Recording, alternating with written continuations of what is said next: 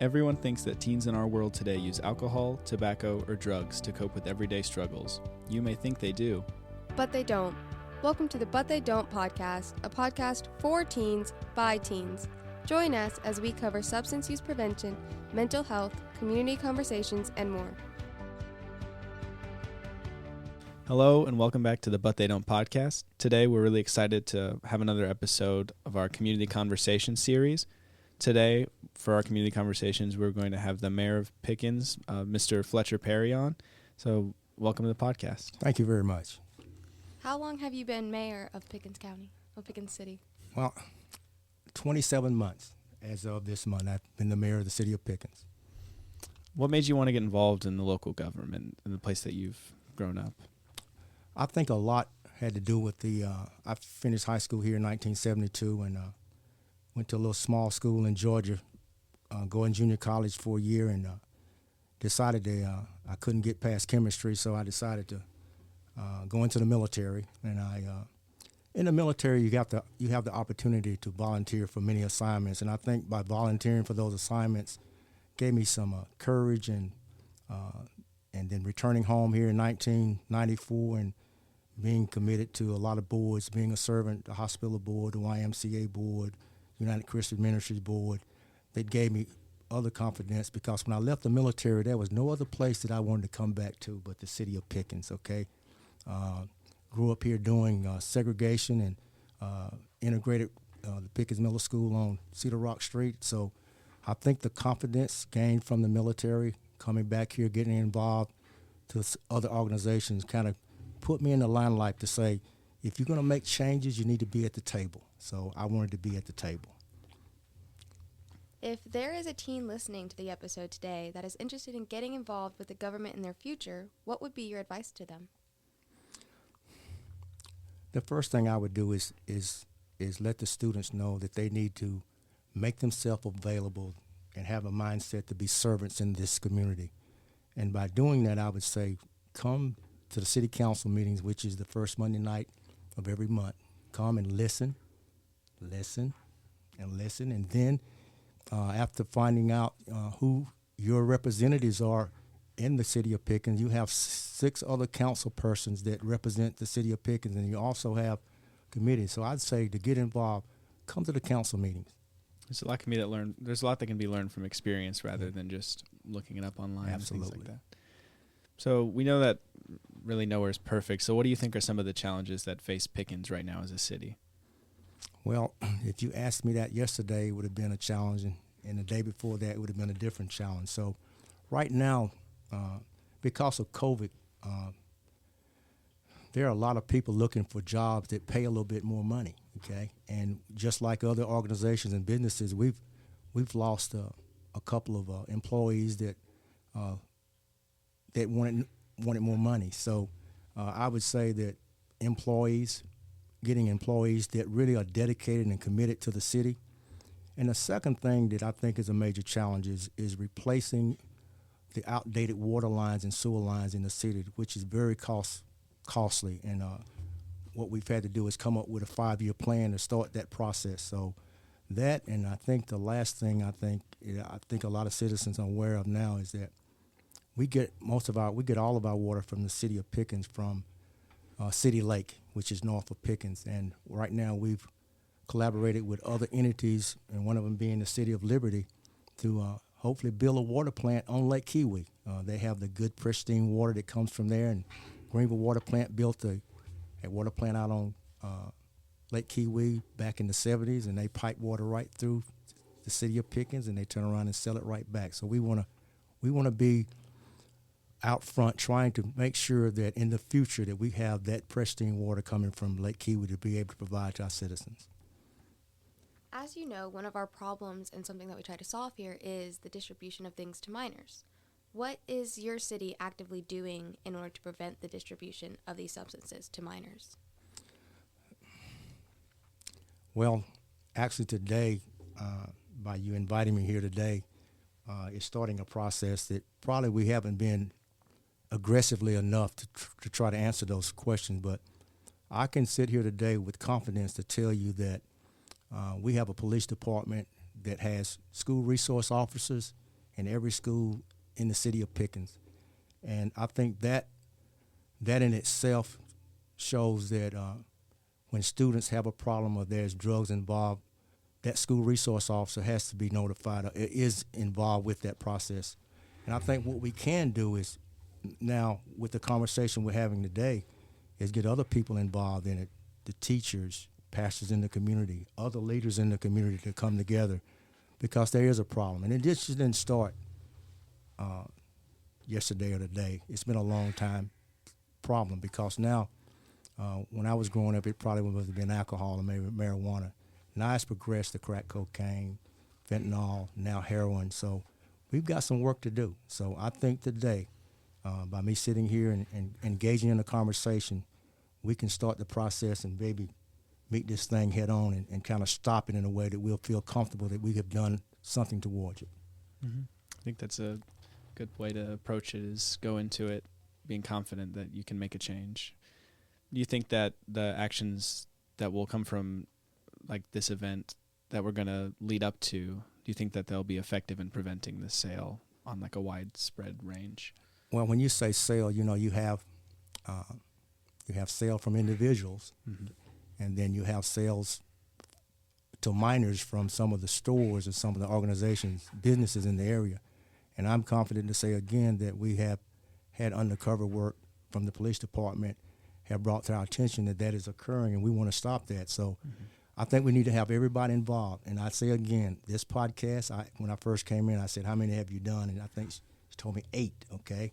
So from this venue right here, we can send a message to individuals, to businesses, that we will not tolerate the sale and distribution of illegal drugs to minors, or drugs to minors in any way, alcohol or whatever. So are there any steps that you have thought about or talked with the community for stepping and taking this into the future? No, I have not. To be transparent and understand that, I've been in office for 27 months, and COVID has really kind of stifled us really doing things. But I believe that having conversations like we're having, I met with the newspaper staff at Pickens High School, and that was the first time I had ever been to Pickens High School other than when I graduated or have had my nephew there. And I think having those type of conversations and what we're doing here today will bring people together, because if the students are serious about helping stop this problem, I think having the backing of the city government, the police department, and the school officials, I think we can really put a dent in it. Have you heard the phrase, nothing about us without us? When I came in today, someone said it. So I think a lot of that's just people don't want things about them talked about or done without like hearing from those people specifically. So something that my school does is a program called Youth in Government, where we have like mock legislatures and meetings where you'll get a bill partner and like write your own bill and then go to the State House for, I think it was 4 or 5 days, and then you'll present it in chambers there. And the bill that me and my partner wrote was passed, and it was eye-opening because the experience gives you insight onto how things are done, and like it makes you feel like your opinion and voice is being heard, which is like refreshing, I suppose. One thing we would like to talk to you later about, not on a podcast, is the fact that us youth board members have some ideas about the local ordinances that should be set in place that would maybe prohibit the sale of the Delta products and vapes in our community. So could you tell us what can high schoolers like us help in order to do our part for our community and peers? Great question. I think you should. I know that when I was growing up, a lot of times your peers, whoever you hung with in the schools, it was almost an embarrassment if you wanted to excel and do something else. In other words, if they were being disrespectful, it was almost you needed to be disrespectful too. So I think number one is that you need to separate yourself and think about, what can I do to make my school better? What can I do to make my community better? because when you do that, it helps everyone, okay? I grew up here when it was segregated, okay? I went to a segregated elementary school and didn't really get involved with other people of color until I got into 7th grade. But in the 7th grade, I met some great friends, okay, that just happened to be, that looked like you and looked like you, okay? And what they did was they brought me in as a friend, and it was confidence that I gained from them to understand we can do anything, okay? And I think the one thing that really set me apart is when I went to Boyd State at the Citadel. There's only, I think I was probably the first African-American male from the Pickens High School to go there. And at the Citadel, I met a diverse group of people, okay? And that is really what set me in line to join the military. So I'm saying that strive for the stars, okay? Don't settle for less, okay? And I'll make my office available at any time that you want to come there and talk about issues, regardless what they are. I want to be involved with the students, because you hear people say that they say children, but the students and the kids your guys' age, you're our future, okay? And it just does my heart real well to be able to, number one, to come here and engage in a conversation. I will never forget going to Pickens High School and talking to that newspaper staff. I talked to Lily, and I think her name was Tristan. They brought some things to the table that we talked about that was really transparent, okay? I'm talking about they were just really honest and upfront. And that conversation is what we got to have. We got to have upfront, truthful conversations if we're going to change some of the things that we're faced with today. And sometimes it can be hard to have those conversations, but it's what's for the best. So that kind of ties into the next question we had, which is, what are some ways that kids like high school age can get involved with City Hall events or decisions or make a difference in the community? Well, I hope with the meeting with the newspaper staff that, we have an Azalea Festival every year, and it brings in probably the most people that we have all year long. I think if that's one of the events that we've got a new person out front. His name is Roy Cosner Jr., okay? His dad works for the county as a county councilman. Roy has brought some expertise and some vision to the Azalea Festival. I think it would be great to have young people get involved, okay? Because you have businesses that come to Pickens, they set up on Main Street.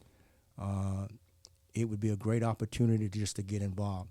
The other thing we have is in our city council meetings, we have committee meetings, okay? You have a rec committee, you have a senior citizens committee, you have a public works committee, you have a finance committee, which you probably don't want to get too involved with numbers right now, but if you love government, it takes money to run a government.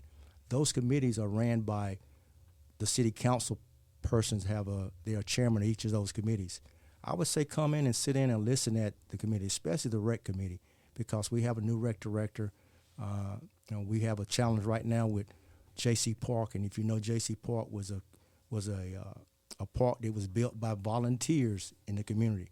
So there's things in the community, especially the rec department, where you can come to those committees, get involved with things, because we need people.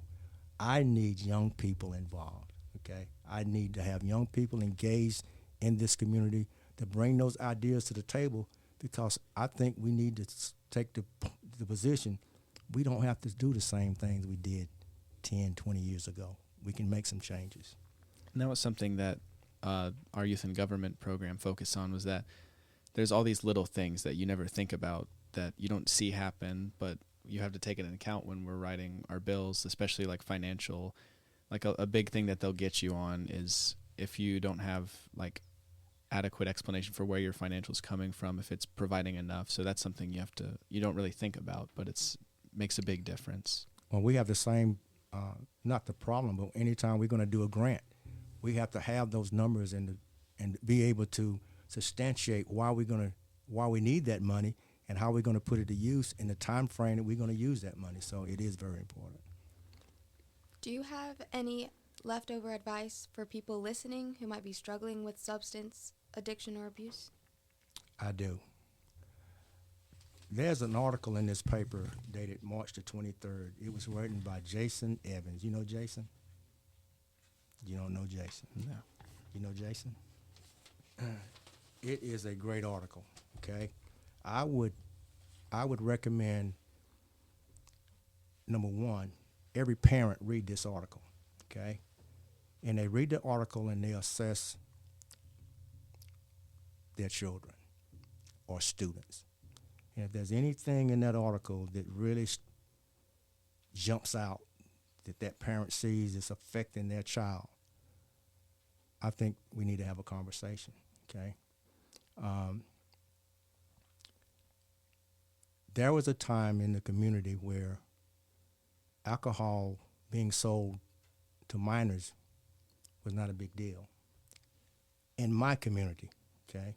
And today, as I sit here as a mayor, having returned back here in 1994, I see the devastation of what alcohol, abuse of alcohol, and the sale of alcohol has done to many of the, especially the men of color in my neighborhood. So now it affects, it's just not men of color, it's across the board to everybody. And if we really want to get a handle on this, this article really portrays those things and how they affect minors in the long range. Okay, so I would say, number one, read this article, get this newspaper, and read it. And I think if you guys need to talk about this article, okay? Have you read it? I have not. Have you read it? Have you read it? I have not. You read it. Have you read it? All right. Jason works in this building. He comes to our city council meetings, okay? He comes to our council meeting. He's a reporter for this. And when I read that article, I brought it with me because it really struck home for me. Because I remember growing up, and I remember the first time I used alcohol. I think I was 14 years old. I thank God, though, that I never had a real taste for it, okay? But I was always around those that did drink. And the toughest thing to do is step back and say, I don't want these things, alcohol, drugs, to affect my life, okay? So sometimes it's being able to make the right decision. This paper here, do me a favor. You asked me to come here for this podcast. I want you to read this article before the close of business today. Can you promise me that? Yeah. All right. Thank you so much for coming on. Is there any final advice or thoughts that you have before we give our wrapping up thoughts? That was my wrap-up thought. Got it. Okay. That was my wrap-up thought. Thank you so much for coming today. Well, We thank enjoyed you. And I hope you invite me again. All right, well, for some news about the Youth Board specifically, remember that on May 21st, we have our Teen Kickoff Movie Night in partnership with the Pickens City Police Department. It's going to be a showing of Grease. The event's for middle schoolers and high schoolers in Pickens County. The middle school showing starts at 5 and high school starts at 7:30. Remember, we want everybody to come in their best Grease-themed outfits and have as much fun as you can. We're really excited for this event, so remember to come out. It's May 21st. Also, our Pickens County Youth Board is officially looking for new members to join. The Youth Board consists of student leaders from grades 9th to 12th who want to make a difference in their schools and community. If you would like to step up and make a difference while also gaining skills in public speaking, podcast recording, and community outreach, visit the guidance office at your school for an application today. The application deadline is April 20th. And remember to follow the Youth Board on social media at Pickens County Youth Board on Facebook and at PCYB on Instagram and TikTok.